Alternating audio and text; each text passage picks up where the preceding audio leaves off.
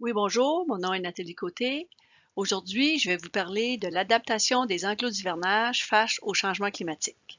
J'aimerais souligner la part de M. Bernard Doré, agronome, et M. Alain Gagnon, ingénieur, pour la préparation de cette présentation.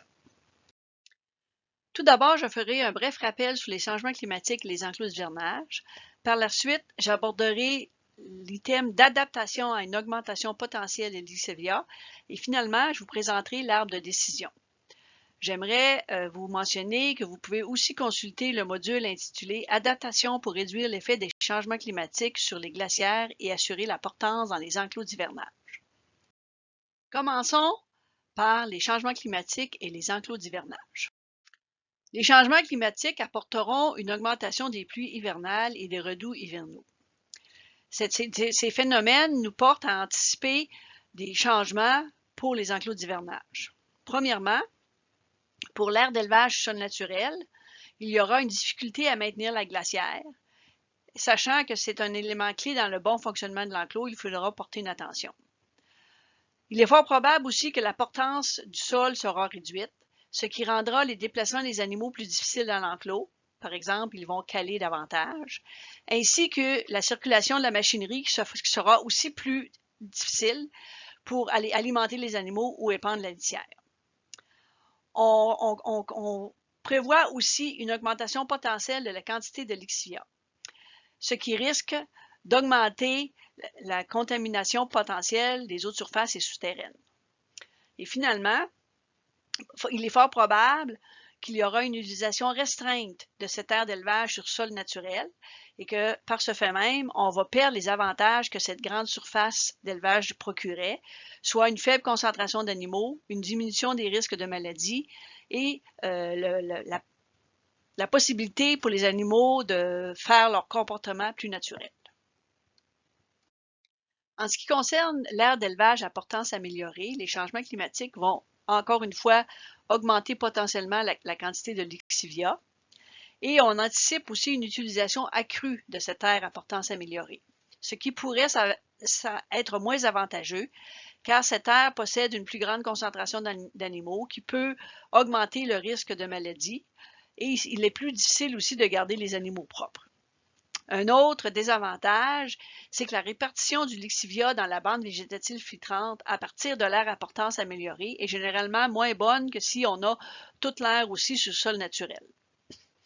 Si on regarde ça dans l'ensemble de l'enclos, on pourrait anticiper qu'il sera plus difficile de maintenir à sec l'aire de couchage, particulièrement celle non couverte, et qu'il y aurait possibilité de risque de blessures plus élevées, puisque les conditions changeantes au courant de l'hiver pourront amener les animaux à se blesser davantage s'ils glissent, par exemple, ou s'il y a de la glace. Entrons maintenant dans le cœur de la présentation d'aujourd'hui, qui est de s'adapter à une augmentation potentielle des lixivia. Sachant qu'il y a une augmentation potentielle des lixivia, il faut s'attarder à recommander le choix d'un site favorable pour un nouvel enclos d'hivernage où le risque de contamination des eaux de surface est jugé faible. Pourquoi on devrait faire ça? C'est parce qu'un tel site est plus apte à faire face au changement climatique et à recevoir un surplus de lixivia. Le guide des aménagements alternatifs fournit une grille d'analyse qui permet d'évaluer le risque de contamination des eaux à partir de certaines caractéristiques physiques du site. Par exemple, la pente ou la topographie du terrain, la nature du sol, la distance entre l'enclos et les différents points d'eau tels que les fossés, cours d'eau ou puits. Je vous présente ici un aperçu de la grille d'analyse du risque qui est proposée dans le guide d'aménagement alternatif. Alors, vous pouvez voir dans la colonne de gauche qu'il y a une liste de critères physiques et par la suite, il y a 3 colonnes avec l'indication faible, moyen ou élevé. Donc, le niveau de risque est déterminé selon certains critères qui ont été établis par un groupe d'experts. Si on parle de la distance entre l'enclos et le puits d'un voisin situé en aval de l'enclos, les experts ont jugé que le risque était faible si la distance était à plus de 500 mètres. Le risque devenait moyen si la distance était entre 300 et 500 mètres et le risque devenait élevé si c'était entre 100 et 300 mètres. Et on a mis en rouge que si le risque est en bas, si la distance est en bas de 100 mètres, le site est non acceptable du point de vue réglementaire. Il y a un système de pointage aussi qui est attribué à chacun des critères qui nous permet ensuite, quand on a fini de remplir la grille, de déterminer où sont les points forts et les points faibles du site. Quelques mesures d'adaptation peuvent s'appliquer pour minimiser les risques de contamination des eaux. Du côté des enclos, on pourrait privilégier l'éloignement des points d'eau au-delà des distances prescrites dans le guide d'aménagement alternatif et aussi privilégier les sites où le sol est peu perméable en profondeur. Pour la bande végétative filtrante, il faut regarder les terrains à pente faible et qui offrent une bonne perméabilité. La répartition uniforme des eaux est un élément aussi à regarder. On pourrait éliminer les chemins préférentiels pour aider à répartir les eaux. Aménager la bande végétative plus grande que les superficies recommandées dans les guides d'aménagement alternatif est aussi une option. En tout temps, on doit garder une densité élevée de végétaux dans cette bande végétative filtrante. Et il faut éviter de compacter le sol par le passage de la machinerie dans des mauvaises conditions, par exemple. Il faut noter que dans les deux cas, que ce soit pour l'enclos ou la bande végétative, il faut éviter les sites où le roc est à moins de 1 mètre de surface. Une des pratiques à adopter est de choisir une grande largeur d'écoulement. La largeur d'écoulement désigne la largeur de la bande végétative filtrante aux limites de l'enclos. Vous voyez bien sur le schéma, identifié par une flèche avec des pointes noires, ce qui est déterminé comme étant la largeur d'écoulement. Plus la largeur d'écoulement est élevée, meilleure est la répartition des lixivia dans la bande végétative. C'est très bien identifié dans le schéma. Quand la largeur d'écoulement est beaucoup plus petite, on voit que les flèches d'écoulement sont beaucoup plus grosses, indiquant un plus fort débit qui potentiellement pourrait se rendre très loin. Alors que si on augmente notre largeur d'écoulement, comme l'enclos totalement à la droite de l'écran, on voit que les flèches d'écoulement d'eau contaminée sont beaucoup plus petites, ils sont mieux répartis dans la bande végétative et possiblement que ça se rendra beaucoup moins loin. Évidemment, on choisit la forme de l'enclos en fonction de la topographie du terrain, mais aussi de façon à obtenir la plus grande largeur d'écoulement possible. Le schéma ici vous présente des sites à pente unique, mais évidemment, si on pouvait choisir des sites à pente multiple, on augmenterait aussi nos largeurs d'écoulement. Une façon simple de visualiser la largeur d'écoulement est de regarder le nombre de côtés d'enclos traversés par les eaux.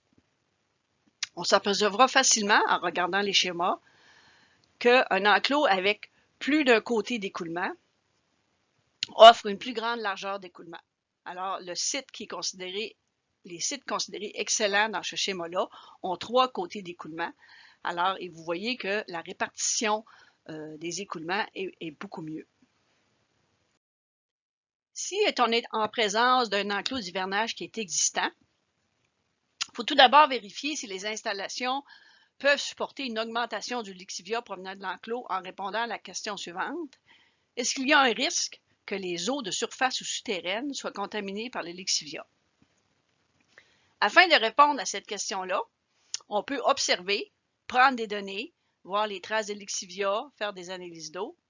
On peut aussi utiliser la grille d'analyse du risque environnemental proposée dans le guide d'aménagement alternatif qui va nous aider à se faire une bonne idée. Suite à l'analyse, il est possible que le risque soit jugé faible et qu'il n'y aura aucune nécessité d'intervenir. Toutefois, si on juge qu'il y a un risque de contamination, plusieurs moyens pourraient être appliqués pour aider à traiter une plus grande quantité de lixivia. Par exemple, augmenter la surface de la bande végétative filtrante ou ajouter une structure pour traiter et ou mieux répartir les lixivia dans la bande végétative. On pourrait aussi essayer de réduire la quantité de lixivia en couvrant l'aire d'alimentation ou en ajoutant davantage de litière. Il faut juste noter qu'avant d'ajouter un nouveau moyen pour traiter ou réduire les lixivia, il faut vérifier s'il est possible d'améliorer l'efficacité de la bande végétative actuelle. par exemple, éliminer les chemins préférentiels d'écoulement, niveler davantage le terrain.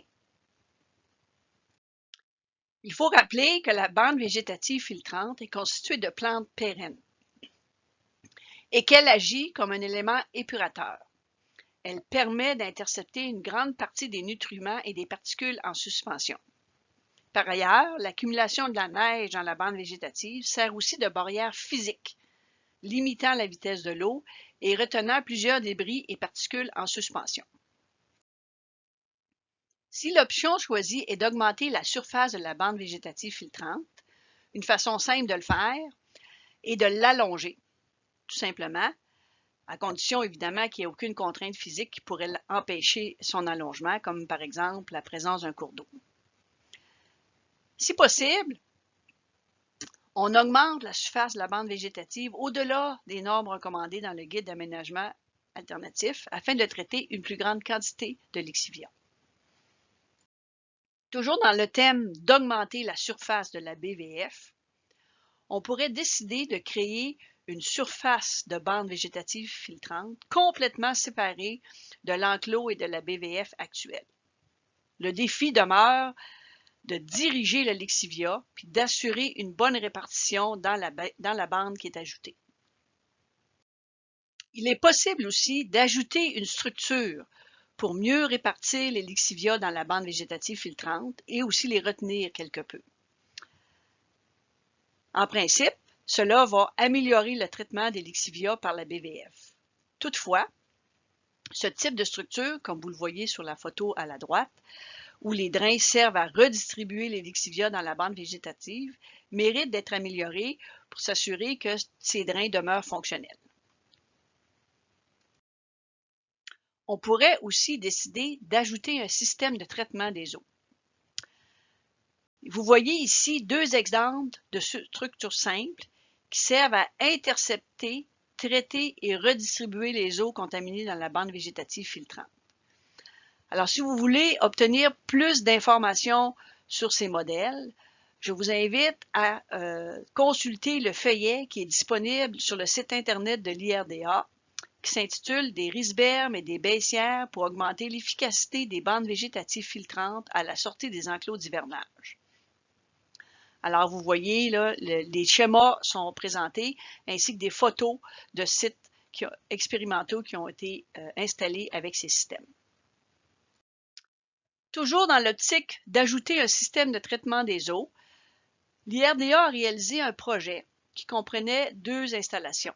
Une première était des bassins de sédimentation qui étaient à la sortie d'un enclos, et la deuxième installation était un bassin de sédimentation et un biofiltre qui se retrouvait aussi à la sortie d'un enclos.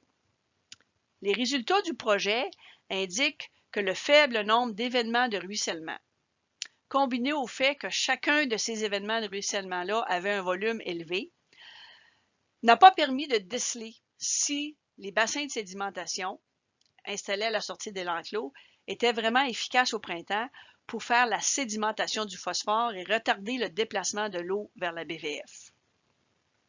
Dans le contexte des changements climatiques, est-ce que ce serait une option qui pourrait être réévaluée?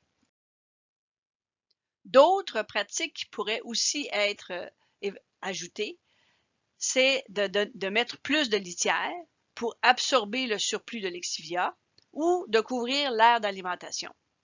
Pourquoi on irait couvrir l'aire d'alimentation particulièrement? Bien, il faut se rappeler que 60 à 70% des fumiers produits dans l'enclos d'hivernage se retrouvent autour des mangeoires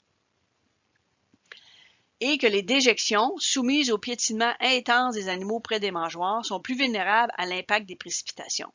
Alors, le fait de couvrir cette portion de l'enclos diminue le risque puisqu'il y aurait moins d'eau qui serait sur les déjections. En terminant, je vous présente un arbre de décision qui est intitulé « Changement climatique et augmentation potentielle des lixivia ». Donc, l'arbre de décision débute avec votre enclos d'hivernage aménagé et géré selon le guide des aménagements alternatifs. Et là, apparaissent les changements climatiques et on anticipe une augmentation du lixivia qui sera produit par l'enclos. Le principal élément, c'est d'évaluer le risque de contamination des eaux. On peut faire des observations, des prises de données, appliquer la grille d'analyse du risque environnemental. Si le risque est jugé faible de contamination, on n'a aucune action nécessaire à faire.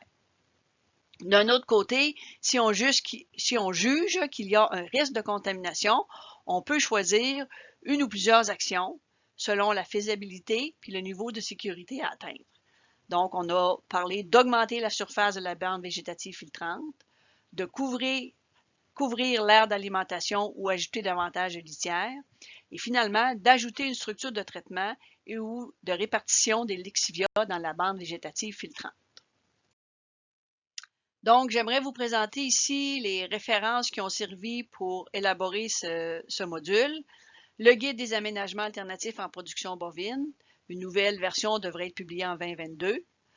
La formation en ligne gérée avec succès un enclos d'hivernage.